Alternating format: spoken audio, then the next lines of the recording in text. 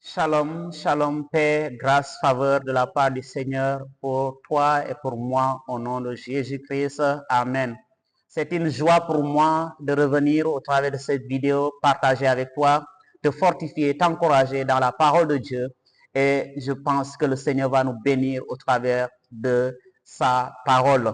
Ce soir, j'ai une parole que je voudrais partager avec toi et mon message est intitulé la tradition des anciens. Il y avait une rencontre que Jésus a fait avec certains hommes qu'on appelle des pharisiens et des scribes qui étaient venus voir Jésus et qui ont vu les disciples de Jésus en train de manger sans pourtant avoir observé certains rites traditionnels juifs. Et c'est pourquoi je vais lire ce passage dans Marc chapitre 7, verset 1 jusqu'à 9. Les pharisiens, la Bible dit au verset 1, les pharisiens et quelques scribes venus de Jérusalem s'assemblèrent auprès de Jésus. Ils virent quelques-uns de ses disciples prendre leur repas avec des mains impures, c'est-à-dire non lavées. Or, les pharisiens et tous les juifs ne mangent pas sans s'être lavés soigneusement les mains, conformément à la tradition des anciens. Et quand ils reviennent de la place publique, ils ne mangent qu'après s'être purifiés. Ils ont encore beaucoup d'autres observances traditionnelles, comme le lavage des coupes, des cruches et des vases d'airain. Et les pharisiens et les scribes lui demandèrent, « Pourquoi tes disciples ne suivent-ils pas la tradition des anciens, mais prennent-ils leur repas avec des mains impures? » Verset 6, Jésus leur répondit, « Hypocrite, Ésaïe a bien prophétisé sur vous, ainsi qu'il est écrit. Ce peuple m'honore des lèvres, mais son cœur est éloigné de moi. » Verset 7, c'est en vain qu'il m'honore, en donnant des préceptes qui sont des commandements d'hommes. Verset 8, vous abandonnez le commandement de Dieu et vous observez la tradition des hommes. Verset 9, il leur dit encore, vous anéantissez fort bien le commandement de Dieu et vous gardez votre tradition. Vous anéantissez le commandement de Dieu et vous gardez votre tradition. Et c'est pourquoi je voudrais partager concernant la tradition des anciens avec toi, pour que nous puissions comprendre la position de Jésus concernant la tradition des anciens. Ici, nous voyons des hommes qui sont descendus de Jérusalem. Jérusalem représentait la ville d'adoration parce que le temple était à Jérusalem. Ces hommes pieux, selon leur pensée, ils semblent être pieux, ils semblent être des hommes religieux, des hommes de foi, des hommes de la loi. Parce que, rappelez-vous, ce n'est nul d'autre que les pharisiens qui étaient des spécialistes de la loi et des scribes qui étaient maîtres de la loi. Donc, ces deux groupes-là étaient des gens qui avaient la maîtrise de la loi intellectuellement. Ils connaissaient la loi de Moïse, ils connaissaient ce que la loi dit. Donc, ils connaissaient la parole de Dieu. Mais voici ces hommes qui descendent de Jérusalem, qui viennent rencontrer Jésus avec ses disciples et qui sont venus pour observer et voir si Jésus et ses disciples sont en train de garder la tradition des anciens. N'est-ce pas bizarre? Parce que eux, ils sont censés être des hommes de loi, des hommes de la loi de Moïse, de la parole de Dieu, du commandement céleste, divin. Mais quand ils sont arrivés vers Christ, ce qu'ils ont remarqué, c'est qu'il y a un manque de pratique ou bien d'observance de la tradition des anciens. Alors, ils ont questionné Jésus par rapport à l'observance de la tradition des anciens, en lui disant, pourquoi tes disciples violent-ils la tradition des anciens en mangeant sans s'être purifiés? Il faut comprendre que la tradition juive, dans la tradition juive, comme il est dit au verset 3, or les juifs, et les pharisiens et tous les juifs ne mangent qu'après s'être soigneusement lavé les mains conformément à la tradition. Il y avait une tradition qui était là à l'époque, qui fait que chaque juif, un vrai juif, avant de faire toute chose, doit d'abord se purifier. Si c'est manger, il doit faire un rite de purification. Il y a une manière. Il ne lave pas ses mains comme nous le faisons aujourd'hui pour manger quelque chose. Non. Il y a une manière de purifier ses mains avant de prendre la nourriture qu'il faut manger. Il y a aussi une manière de purifier certains objets tels que les coupes, les vases et les cruches. Donc, il était hors de question pour un juif de violer la tradition des anciens. Il ne s'agit pas de la parole de Dieu, mais il s'agit de la tradition des anciens. Ils étaient venus pour défendre la tradition des anciens. Eux qui étaient des hommes de la loi, eux qui étaient des hommes de la Torah, eux qui étaient des hommes de la parole de Dieu. Ils sont descendus voir Jésus pour défendre la tradition des anciens. Et quelle a été la réaction de Jésus-Christ? Nous qui sommes des chrétiens aujourd'hui et qui vivons encore sur la terre, comment est-ce que nous vivons notre vie? Parce que rappelez-vous que Jésus devait répondre à leurs questions.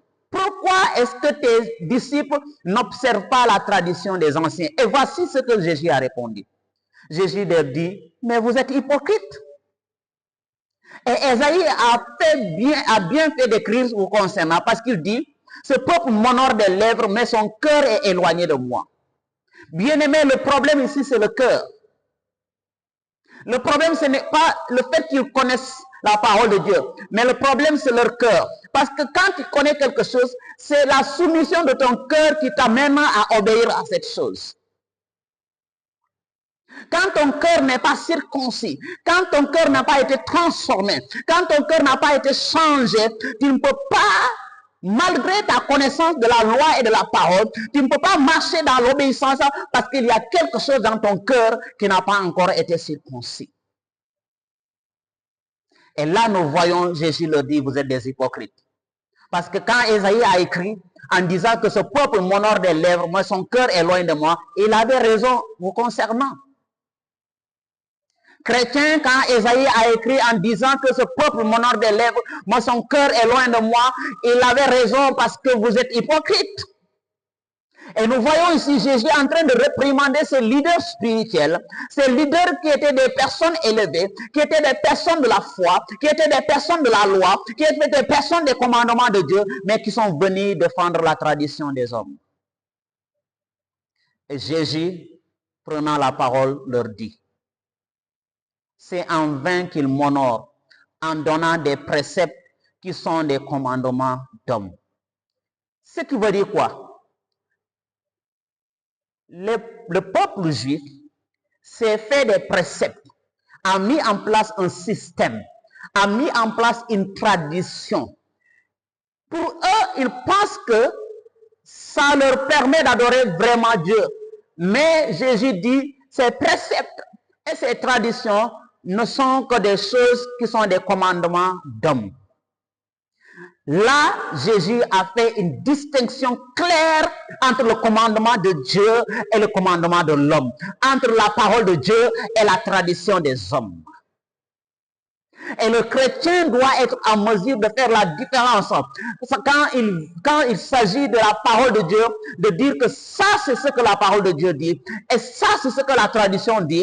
Et puisque moi je suis chrétien, je regarde d'abord ce que la parole de Dieu dit et je fais ce que la parole de Dieu dit, même si cela va à l'encontre de la tradition des anciens. C'est là que Jésus va reconnaître l'état de ton cœur. Et comme étant un cœur sincère. Verset 8.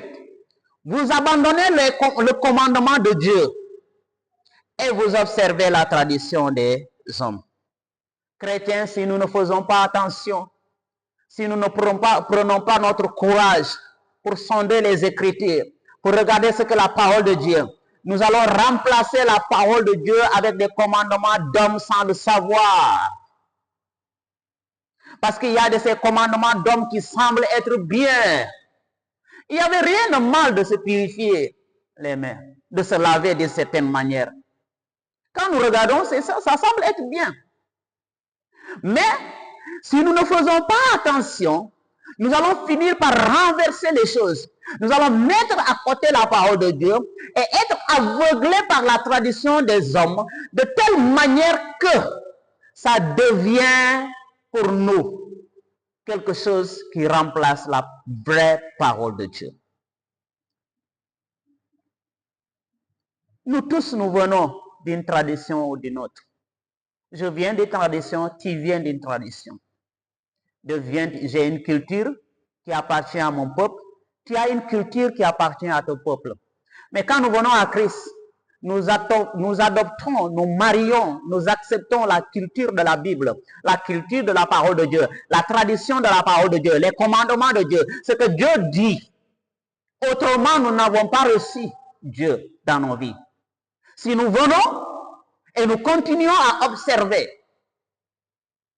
la tradition des hommes, même si elle est contre la parole de Dieu, cela veut dire que nous n'avons pas encore reçu le Seigneur. Et nous sommes qualifiés d'hypocrites. Je finis avec le verset 9. Il leur dit encore, il a répété encore, il a insisté. Verset 8, il dit, vous avez abandonné le commandement de Dieu et vous observez la tradition des hommes. Verset 9, il leur dit encore, vous anéantissez fort bien le commandement de Dieu en vous attachant à la tradition. Vous anéantissez fort bien le commandement de Dieu pour garder votre tradition. Bien-aimés, si nous ne faisons pas attention, nous allons fort bien anéantir le commandement de Dieu pour garder notre tradition. Quand nous allons commencer à faire des choses contraires à la tradition des anciens, nous allons faire face à de l'opposition. Les gens vont nous attaquer. Mais est-ce que ça doit faire que nous soyons des chrétiens hypocrites? Ce soir,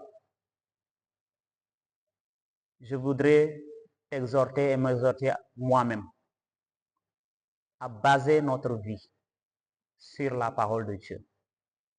Quelle que soit la tradition de nos ancêtres, nous devons d'abord sonder les Écritures. Il y a des choses qui sont bien dans la tradition des anciens, mais il y a des choses qui ne vont pas avec la parole de Dieu. Nous devons apprendre à faire la part des choses, se tenir avec la parole de Dieu et marcher dans l'obéissance de la parole de Dieu, même si cela va à l'encontre de la tradition des anciens. Ma prière est que Dieu te bénisse, te garde, te fortifie. Au nom de Jésus-Christ. Amen.